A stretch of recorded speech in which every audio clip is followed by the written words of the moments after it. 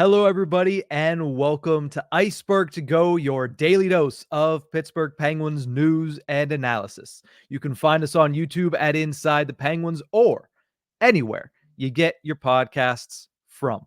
The Penguins had one game over the weekend, and they fell short in Columbus in a shootout, making their now road losing streak or winless streak at 9 games. Now, they lost on Saturday in a shootout, which adds to the fact that there is a distinction in the NHL history books, a distinction that I personally don't care for, between a losing streak, which has to be all regulation losses, and a winless streak, which is when overtime losses or ties, which was before the lockout back in 2005, was in effect. So this is technically a 9-game winless streak when looking back through NHL history, which there's a little bit of history to be made with that loss on Saturday.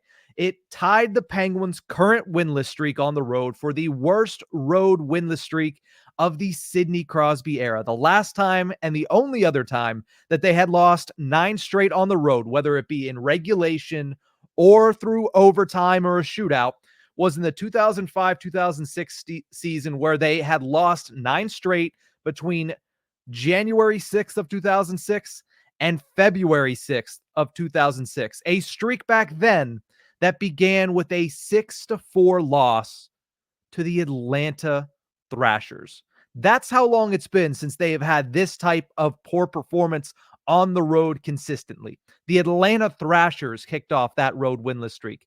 They haven't been an NHL franchise for a mighty long time. So if that tells you anything as to where the Penguins' current performance stacks up when it comes to them on the road, that is exactly where it is. Now, to bring it to present day, that overtime and shootout loss to the Columbus Blue Jackets closed out a 5-8-2 month of March for the Penguins, a month in which they entered with a very busy schedule. Almost every other day you had back-to-backs in the first 3 weekends, but a month in which they needed to have that patented March of the Penguins that they've had throughout Crosby's tenure as a member of the Penguins, and they just didn't get it. Like I mentioned, 5-8-2.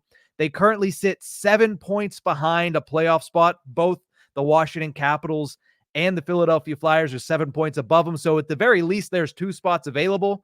But with 9 games left and 7 points back, I think everybody knows that it's very grim. And it's been very grim for a while now for the Penguins. But this road losing streak just adds on to the negativity surrounding this team throughout this season. Year 1 of Kyle Dubas, in which it was supposed to be a turnaround year. It was supposed to be a year they got back into the playoffs, but instead, we're still making history as the Penguins continue to lose. They now only have a 4.2% chance at making the Stanley Cup playoffs, according to MoneyPuck.com. So I think we all know where their future lies, but as of right now, as far as this road winless streak, it could get much worse this week.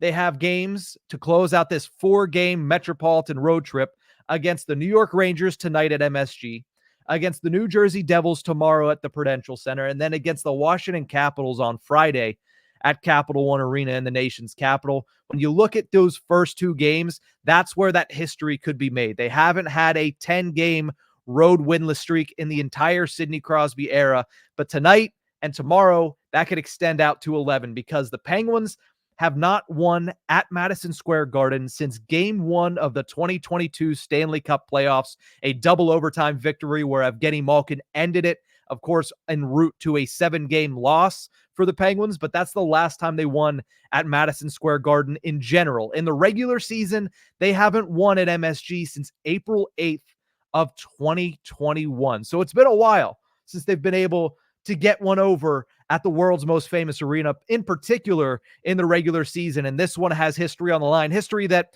the guys in the locker room don't care about, but a history that tells the tale of this team. Whenever their backs were against the wall and they went onto the road, they just shut down in March, and we'll see if they're able to turn it around in April. But not only do they have a tough task tonight at MSG that could create history, they have a tough task tomorrow that could extend history. The Penguins have not beaten the New Jersey Devils at all this season.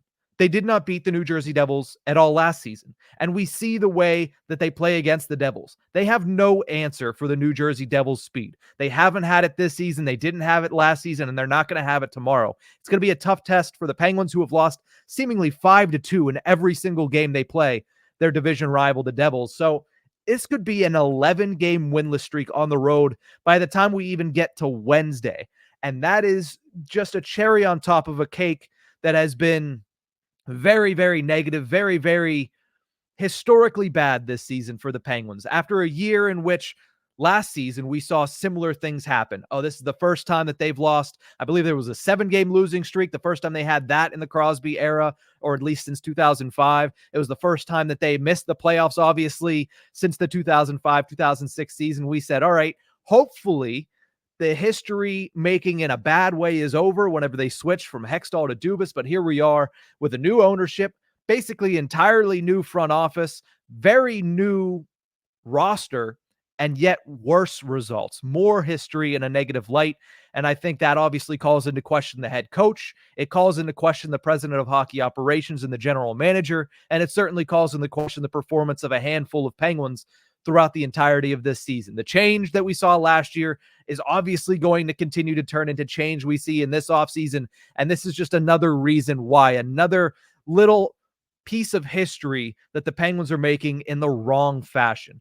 Now, if you look at their remaining road schedule, they could easily lose their last 5 road games. Already talked about the Rangers game, already talked about the Devils game coming up tomorrow. The Washington Capitals are a team that right now are fighting for a playoff spot and have gotten themselves into pole position. The Penguins will take them on Friday. But even if you look past that, they play Toronto on the 8th. The last time the Penguins played in Toronto, they lost 7-1 or 7-0 or something of that manner. They were embarrassed. And Toronto's another team right now that is in playoff positioning and is trying to fend off the Tampa Bay Lightning before they fall into a wild card spot. So that could also be a loss for the Penguins.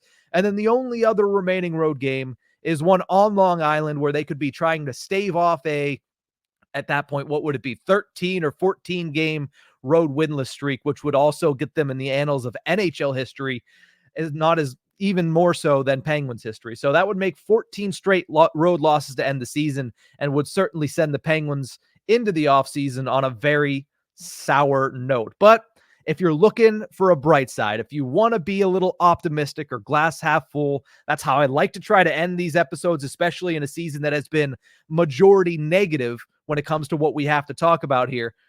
They could conceivably finish this week at number 8 in the draft order. Now, that's pre-NHL draft lottery already, but right now they enter the week tied with the Buffalo Sabres.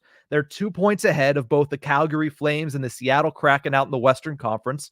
So conceivably, if they have the week that right now the trends are pointing to that they will have, which is at the very best a 1-win, 2-loss week, they could conceivably be in 8th. So for those of you that want them to get better opportunities, better odds at Macklin Celebrini, or just the opportunity to keep their first round pick this year, or have the option to keep their first round pick, there's your positive.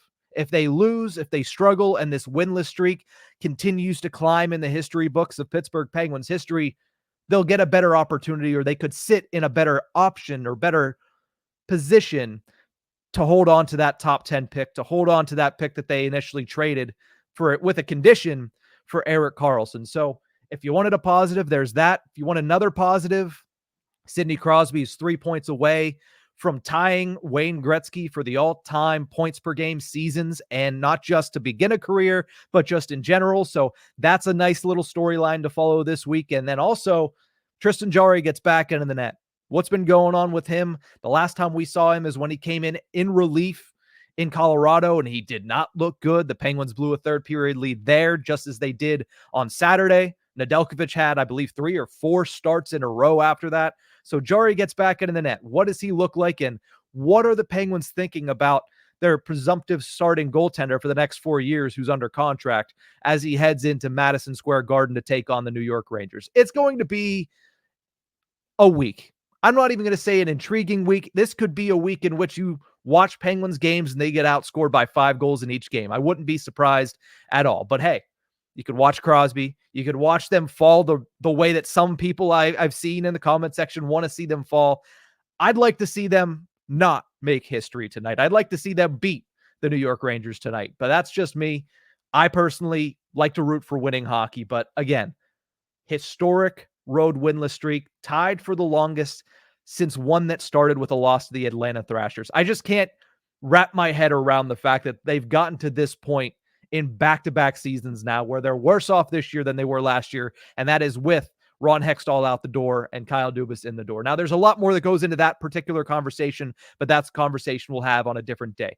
That's going to do it for this episode of Ice-Burgh To Go. Thank you guys so much for tuning in. And remember, you can find us on YouTube at Inside the Penguins or anywhere you get your podcasts from.